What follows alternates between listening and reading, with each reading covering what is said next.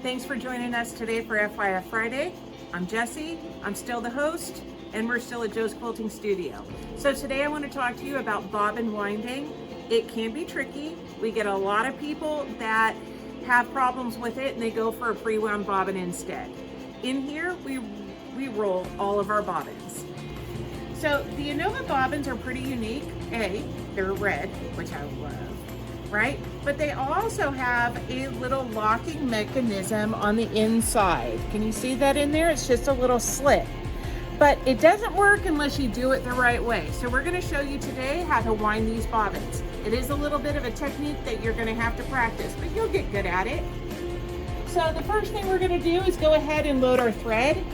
And this bobbin winder is terrific because it gives me a picture of exactly how to do it.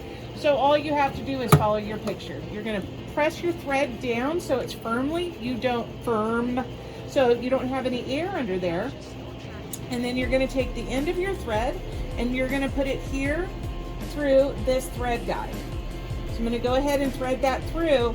Now I'm gonna follow my picture. So I'm gonna come along on the right side, getting it in that thread guide and coming back the other way so it makes an X. Now I am gonna go into this first thread guide here on your tensioner, and I am going to pull the slack, right? And so I've pulled all the slack right there. Now I'm gonna put it in the tensioner and kind of floss it in there. I wanna make sure that it's seated really good. Now this is the trickiest part here, is taking this thread and putting it in this bottom thread guide. You can, if your fingers are not that nimble, you can of course use some tweezers. That's not a problem. Once I have this threaded, I'm gonna go ahead and just pull it just a tiny bit.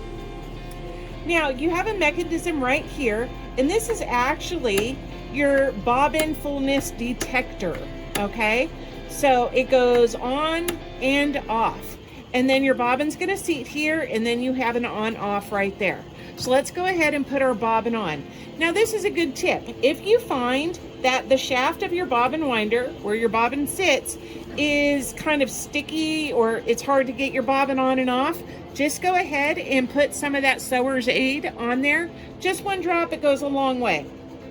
And you can just put it on there, just like so, and it lubricates that. I find it helpful because sometimes these will get stuck. So I'm just gonna go ahead and snap that right on. Now, here is how you get that locking mechanism to work. In your right hand, going clockwise, you wanna make sure that you're pulling the thread. Don't let the thread go through your fingers. You wanna pull the thread, right? You are gonna do 1, 2, 3, around clockwise. Then you're gonna put that thread in your left hand side, and see how it's dangling over here? So it's in my left hand. Now I'm gonna take the thread coming off the tensioner and I'm gonna wrap it around counterclockwise. 1, 2. Now I'm gonna pull it up. I'm gonna leave tension on there and I'm gonna let the one in my left hand drop, okay? I wanna keep tension. If I leave that loose, this whole thing is gonna be for nothing and you'll have to start again. I'm gonna give that a snip because I don't want extra thread. I'm gonna close my bobbin fill detector and then I am just gonna press on.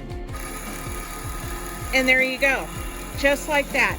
The moving from the right hand to the left hand, it does take a little bit of practice, but what happens is that thread now will lock into that bobbin, so when you get to the bottom of the bobbin, it won't start unspooling.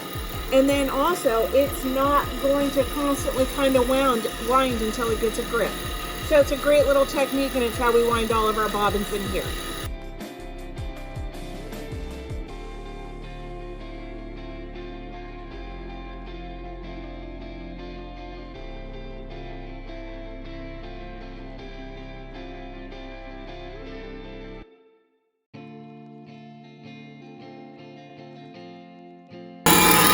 Now, you know,